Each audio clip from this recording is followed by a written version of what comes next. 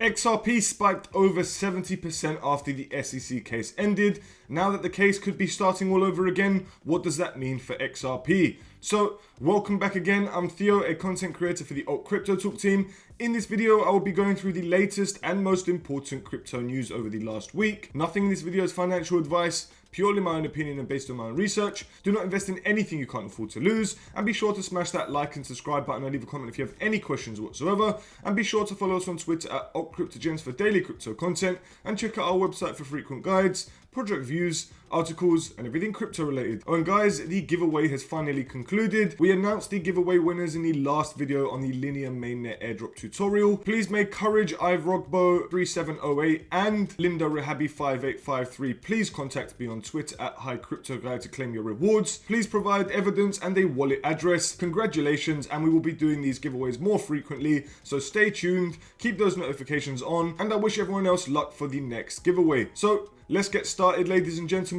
Let's jump straight into the video. Okay guys, so starting off with the first article, the CEO of ByBit, Ben Zhu, says regulators see crypto as an opportunity, not a crisis. So this is a great article to go through. Ben Zhu is an absolute legend. He met with Jules actually the other day. As we can see here, this is Jules with Mr. Ben Zhu. Two legends in one picture, just to give you an insight on what it looks like. So the CEO of the Dubai-based exchange sees jurisdictions competing for crypto business in a post-FTX world. Crypto traders are cautious as Bitcoin maintains 30k. The trading range remains relatively narrow due to investors' cautious stance, primarily influenced by ongoing developments surrounding the legal case of XRP. The disappointment expressed by SEC Chair Gary Gensler over the court's ruling on the securitization of XRP token has added to uncertainty, with the possibility of an appeal by the SEC further complicating the situation, which we'll go into more detail very shortly. Anticipated selling pressure from the US government's sale of confiscated Bitcoin and profit realization by short-term holders,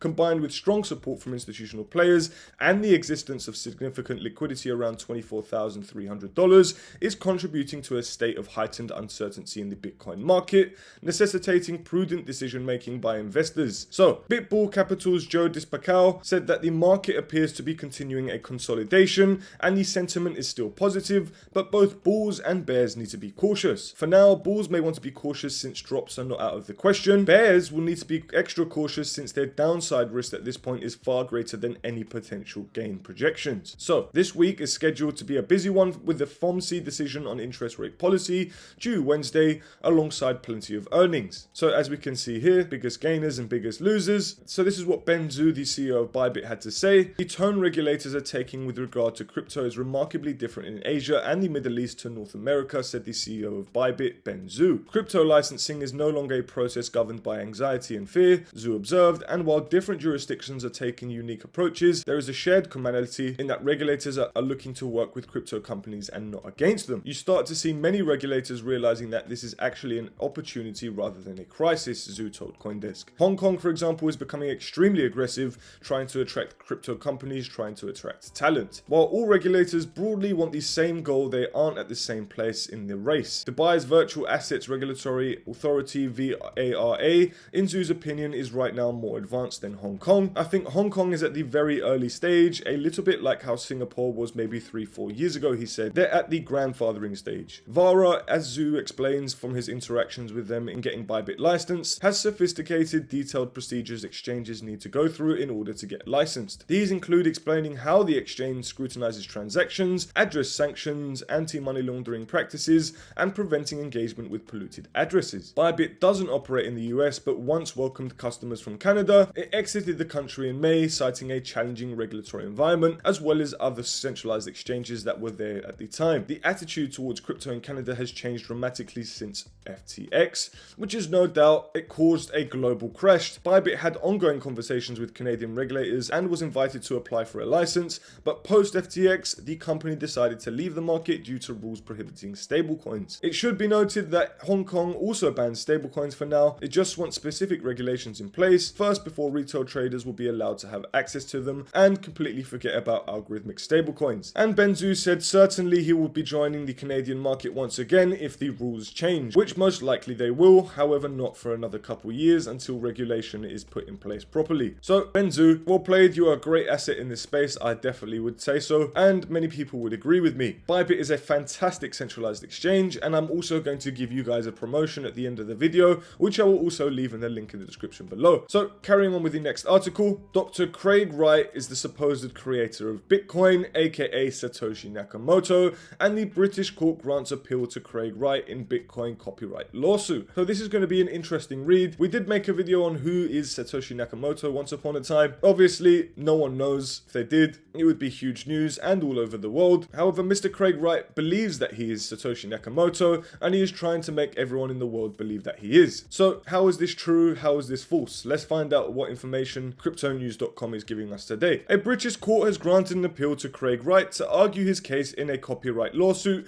concerning Bitcoin, according to a recent court filing. Dr. Craig Wright, who has claimed to be the creator of Bitcoin since 2016, has filed a lawsuit against 13 Bitcoin core developers and several companies including Blockstream, Coinbase, and Block, alleging violations of his copyright on the Bitcoin white paper, its file format, and database rights on the Bitcoin blockchain. This decision came in contrast to a ruling made in February, which stated that Wright's arguments were insufficient to establish the initial recording of the Bitcoin file format, a key requirement for copyright protection. At the time, the UK court dismissed Wright's plea to block the operation of Bitcoin and its fork, Bitcoin Cash, due to intellectual property infringement. Now that is absolutely enormous. For him to single-handedly stop all of those operations would be nuts. The claimants may consider themselves unlucky to have had their application for leave to serve out come before a judge with at least some understanding of the technology involved here. Wright asserts that the Bitcoin Satoshi Vision blockchain he created from another Bitcoin fork is the authentic blockchain behind the Bitcoin cryptocurrency. And Bitcoin Satoshi Vision is also known as BSV, which, like I've mentioned in the past, that there are rumors that this is the original Bitcoin blockchain that should be used, not the Bitcoin that we know right now. However, more on that later. Nevertheless, whether Wright is indeed the elusive Bitcoin creator Satoshi Nakamoto, we will be determined at a trial scheduled to begin in January 2024. So that will be absolutely a huge year. For some reason, it ties in with everything that could happen with the bull market. Who knows if this could be good or bad for Bitcoin and the whole crypto market? Do we want to know who the creator of Bitcoin is? Do we need to have Dr. Craig Wright saying he is the owner of Bitcoin? If Bitcoin was created in 2009, my question is, Dr. Craig Wright, why did it take you 5 years to say that you were Satoshi Nakamoto? Why for the first 5 years you kept quiet? That is my question to you. And if you wanted to be the creator of Bitcoin and still remain known as the creator of Bitcoin, then why did you leave the network and also remain as an anonymous figure? That is also my second question.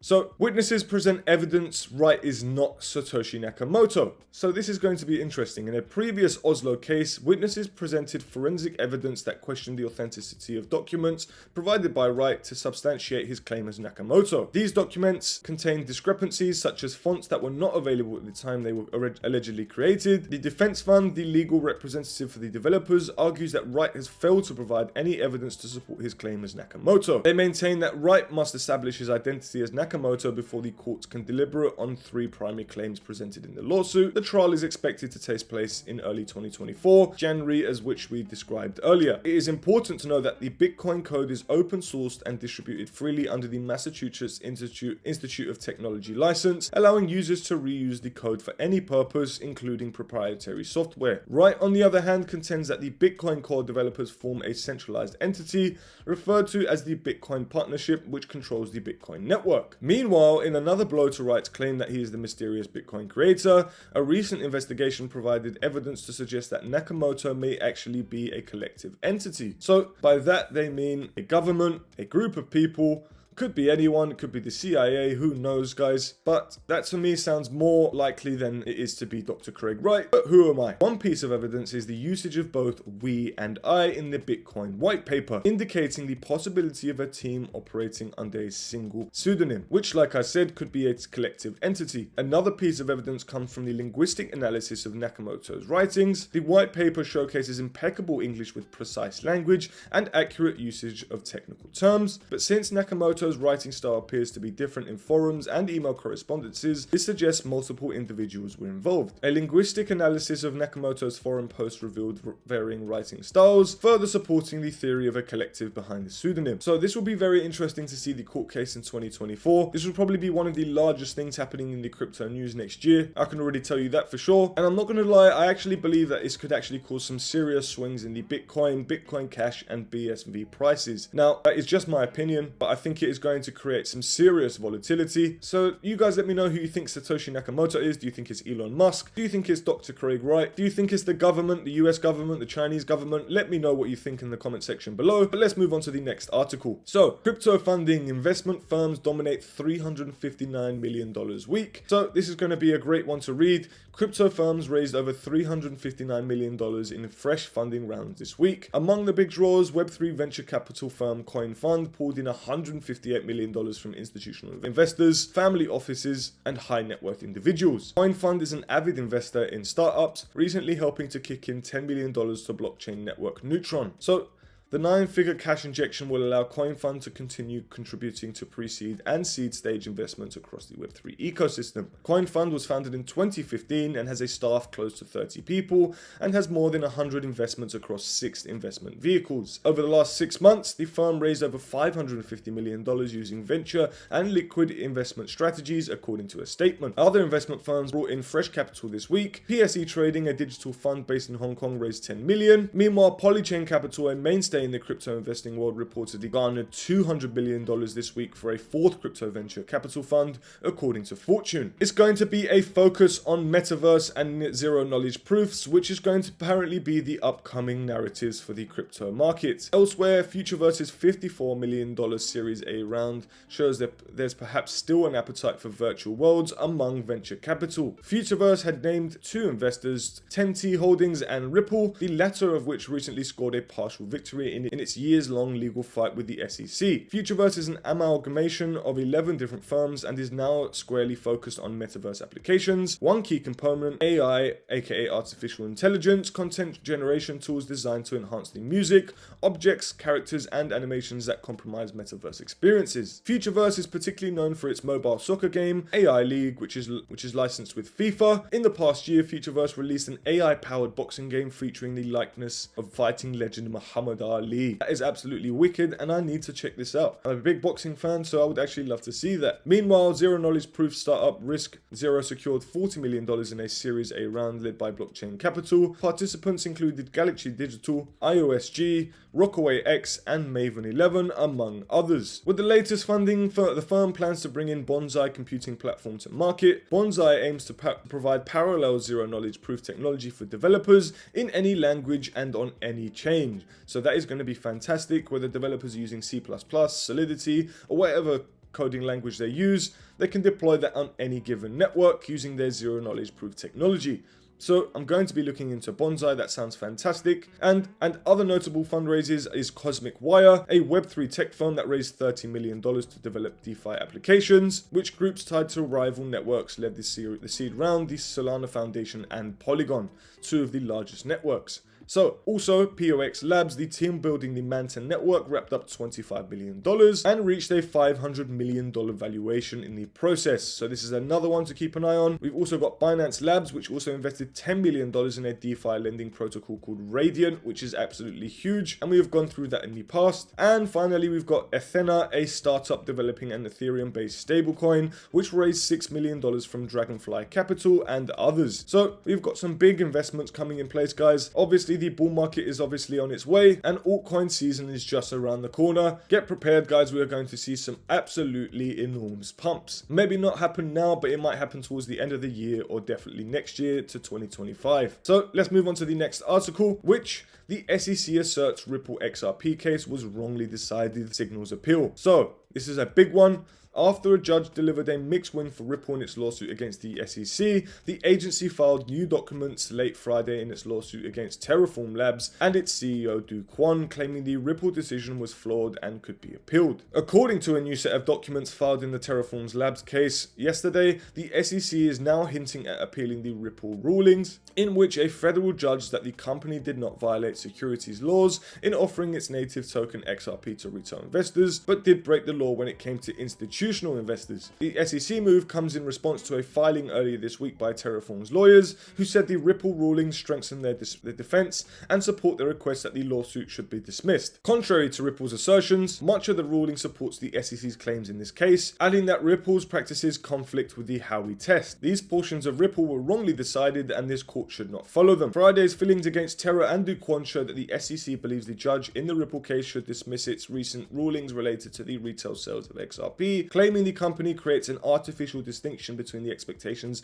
of sophisticated institutional and retail investors. Should that distinction stand, according to the SEC, it turned the Howey test on its head. The court must draw reasonable inferences in the SEC's favor, including that institutional buyers in this case, such as trading firms that purchase Ripple crypto assets with no restrictions on resale, purchase because they viewed the assets as an investment opportunity into Terraform's efforts. Terraform Labs and its CEO Do Kwon have been legally battling the SEC since earlier this year after the company collapsed. The lawsuit is damning after Terra's UST stablecoin lost its peg and took a $40 billion platform, which also took retail and institutional investors down with it. Finally, the underlying logic of the Ripple ruling is divorced from the basic principles behind Howey and the federal securities laws more broadly. So going into more detail, blockchain-based digital payment network Ripple has applied for a crypto license in the UK and Ireland after its partial win against the US SEC. So this is a great move from them, to be honest with you. I don't know why they're still fighting the US. Obviously, it's a large market that they want to be involved in. Sandy Young, Ripple's managing director for the UK and Europe, has revealed that the company very recently applied for crypto asset firm registration with the UK's FCA,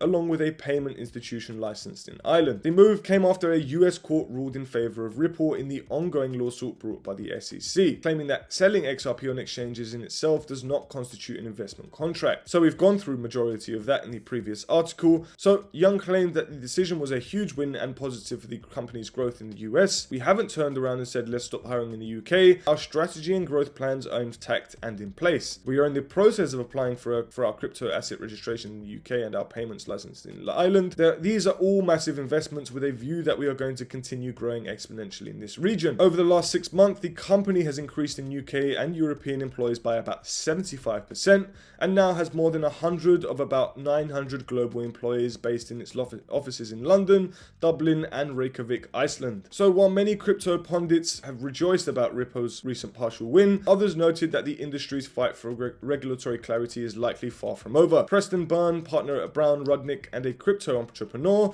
said the SEC is currently reviewing the decision, claiming that the agency might challenge the ruling. The Ripple's summary judgment is obviously not the last word on the issue. Byrne said in a recent tweet, noting that even if Ripple accepts the win, the firm still got multi-billions of dollars in institutional sales that they're on the hook for, so that could be catastrophic for XRP. Others also claim that the summary judgment may not have a strong foundation and may not result in the desired change in the way crypto industry is treated by the SEC. Now, Joe Castelluccio, leader of the law firm Mayer Brown's fintech group, said that the SEC will likely highlight the parts of the court decision that support their views on coins and tokens as securities. So we've got some big news coming up, guys. We've got a partial win for XRP, which could actually reverse. But in conclusion, guys, I honestly think it might be a slight drop for XRP once more. And then after that, we will never see XRP at such cheap prices. Who knows? XRP might hit over $10 or even the triple digits one day very near. Could happen in 2025, could happen in 2030, who knows? I'm very bullish on Ripple and obviously the XRP token. And currently, guys, the current market cap is sitting under $1.2 trillion.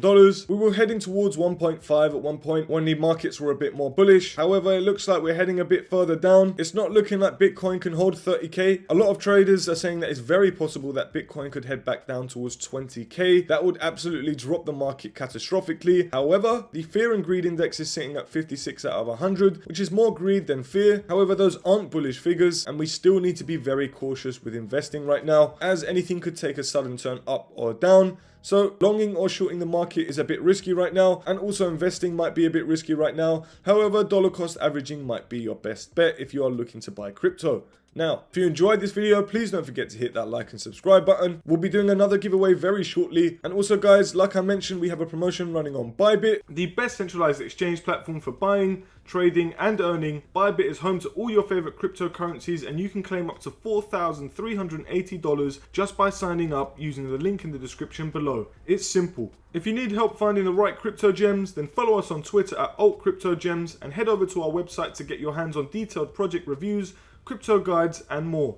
Thank you very much for watching, and we hope you found this video helpful and informative. Until next time, DGens.